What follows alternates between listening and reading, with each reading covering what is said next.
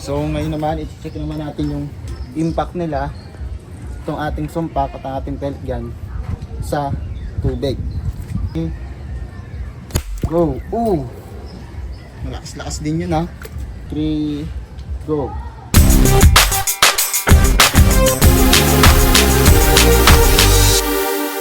Sa last vlog natin ay gumawa tayo ng sumpak na gawa sa stainless.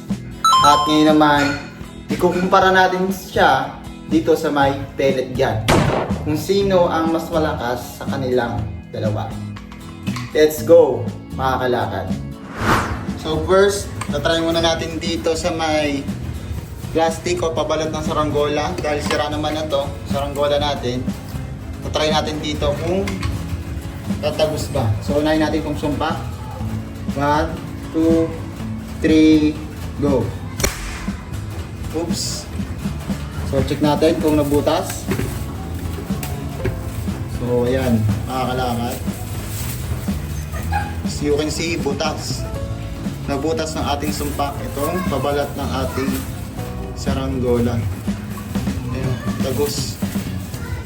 So try naman natin itong ating pellet gun. Kung mabubutas niya ba. 1, 2, 3, go. So, ayan. Malinaw na, tagos din. Parehas nilang nabutas itong pabalat ng ating saranggola.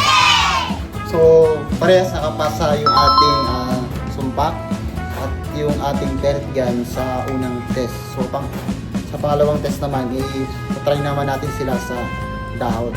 So, let's go, mga kalakad. So, tatry naman natin sila dito sa dahon ng oregano. Dahil ang dahon ng oregano, makapal-kapal yan. So, try natin kung tatagos pa. Yan. 1, 2, 3, go! Kita natin, nabutas. Tumagwas ang ating sumpak sa dahon ng oregano. Yan. So nakapasa siya. And ito naman ang ating pistol. Pellet yan. 1, 2, 3, go! So ayun, parehas nakatagos. Parehas sila nakapasa, mga kalakad, sa pangalawang test sa pagbutas ng dahon.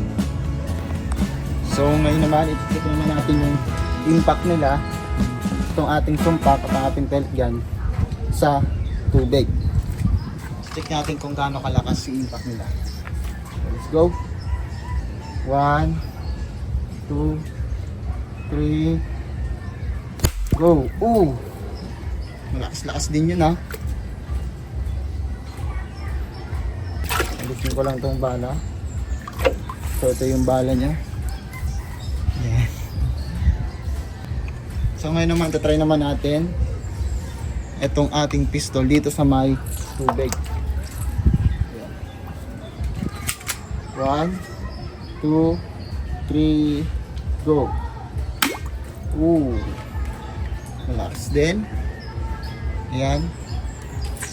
So kayo na bahala pumusga, mga kalakad, kung sino mas malakas.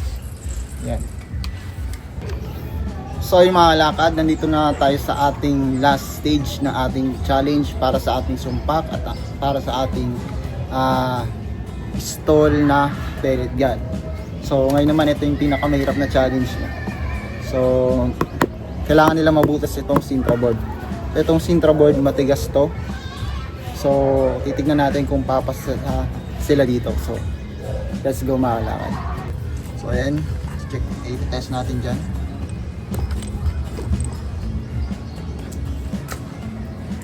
So unahin natin itong sumpak natin. 1, 2, 3, go. Check natin. So as you can see, mga kalakad, ito yung tama niya. Ito. Ayan. Yan, bakit pa yung tama niya. Pero kung titignan natin, hindi siya tumagos, hindi siya nakapasa. pero makita natin yung impact niya na nag-crack itong Sintra board. Yan o, talagang may lakas din talaga tong ating sumpak mo. So ngayon naman itetest naman natin yung pellet gun. Yan. 1, 2, 3, go. So ayan, pakita ko sa inyo yung tama. Yan, ito yung tama ng ating pellet gun. Pareha silang hindi nakatagos dito sa Sintra board. So hindi sila nakapasa, no? So ayun mga kalakad. Ngayon naman mga kalakad, sasagutin ko kung sino yung mas malakas sa dalawa. Kung ako yung magja-judge mga kalakad.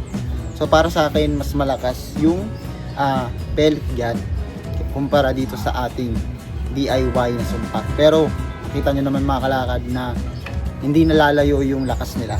So sa convenience, mas madali, mas convenience gamitin yung pellet gun. Pero papalag din itong ating sumpak pagdating sa lakas. So ayun mga kalakad, thank you for watching. Naway nag-enjoy tayo sa panonood sa vlog na ito, and kita-kits sa next vlog. Let's go.